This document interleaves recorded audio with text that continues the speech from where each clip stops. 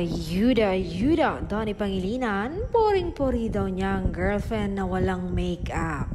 Niwala kasing makeup ang dalaga kanina sa kanyang event for Pons PH. At kitang-kita naman talaga ang kanyang kagandahan. Perfect ang face.